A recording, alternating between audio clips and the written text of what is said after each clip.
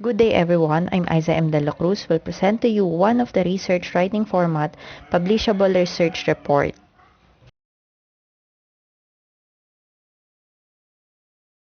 For us to understand better the topic, let us define first what is a research.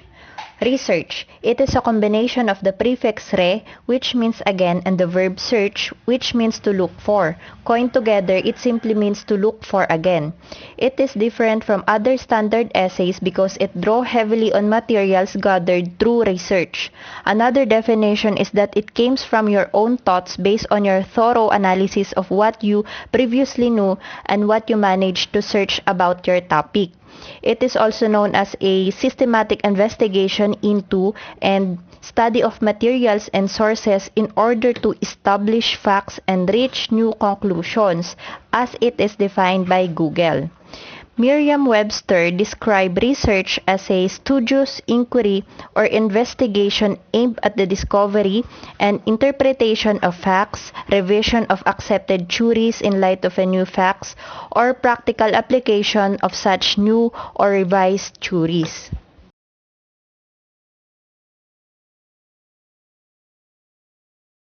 These are the three purposes of research. Social research can serve a variety of purposes. Three of the most influential and common purposes of research are exploration, description, and explanation. Exploration. It involves familiarizing a researcher with a topic. It also satisfies the researcher's desire for improved understanding. It tests the feasibility of undertaking a more extensive study. It also helps develop the methods that will used in a study. Next, description. It involves describing situations and events through scientific observation. Scientific descriptions are typically more accurate and precise than causal ones. It focuses on expanding knowledge on current issues through process of data collection. Descriptive research describes the behavior of a sample population. Only one variable is required to conduct the study. The three primary purposes of descriptive studies are describing, explaining, and validating the findings. Lastly, explanation. It involves answering the question of what, where, when, and how. Explanatory studies answer questions of why. Causal or explanatory research is conducted to understand the impact of specific changes in existing standard procedures. Running experiments is the most popular form.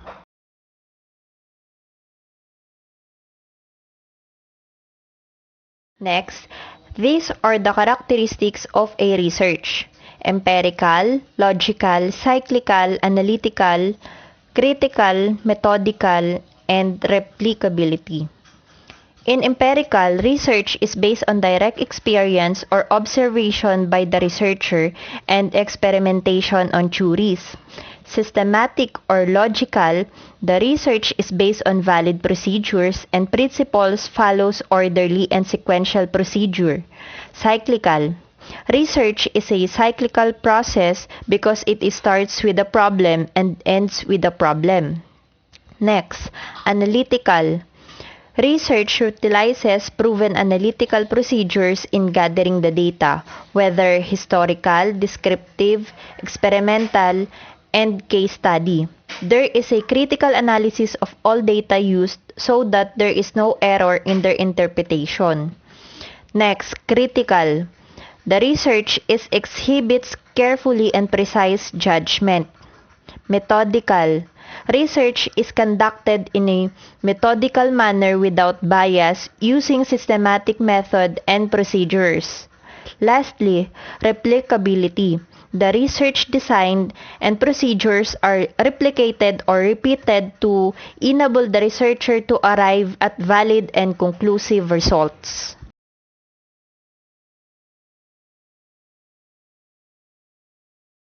These are the parts and the structure of a research paper: introduction, review of related literature, methodology, results, and summary.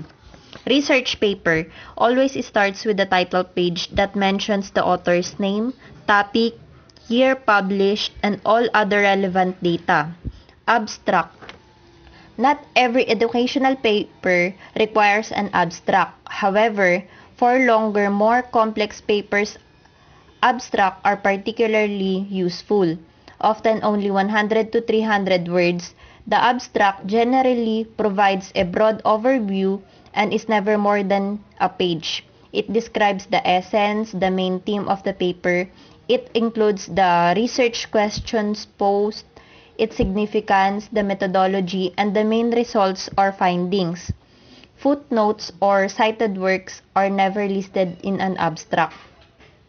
Introduction and statement of problem. A good introduction states the main research problem and the thesis argument. What precisely are they studying and why is it important? How original it is? Will it fill a gap in other studies? The limitation of studies. Indicate as soon as possible what you intend to do and what you are not going to attempt. You may limit the scope of your paper by any number of factors. For example, the time, personnel, gender, age, geographic location, nationality, and so on. Next, review of related literature.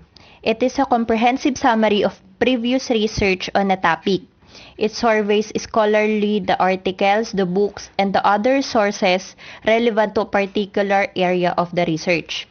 The review should enumerate, describe, summarize, objectively evaluate, and clarify this previous research. It also gives a theoretical base for the research and help you or the author determine the nature of your research. It also acknowledges the works of previous researchers, and in so doing, it assures the reader that your work has been well conceived. It is assumed by that mentioning a previous work in the field of study that the author has been read, evaluated, and assimilated that work into the work at hand.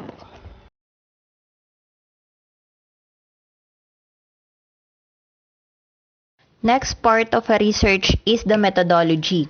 Research methodology refers to the discussion regarding the specific methods chosen and used in a research paper. This discussion also encompasses the theoretical concepts that further provide information about the method selection and application. It also answers the question, did you employ qualitative or quantitative research methods? Did you administer a questionnaire or interview people? Any field research conducted? How did you collect data? Did you utilize other libraries or archive? And so on. Next is the presentation of data, analysis of data. The purpose of this chapter is to summarize the collected data and the statistical treatment and/or mechanics of analysis. Explain the object of each experiment, question, or objective. Point out salient result and present those results by table, figure, or other form of summarized data. Lastly, the summary, the conclusions, and recommendations. In this chapter, it contains the research summary, conclusions, and recommendations of the whole study. The findings of the study without so much detailed information is written on the summary. Generalizations and other interferences would be seen on the conclusions, while the recommendations of the researchers of the beneficiaries of this study can also be seen on this chapter. Generally, this chapter aims to cover up the end result of the study. This is the end of my topic. Thank you.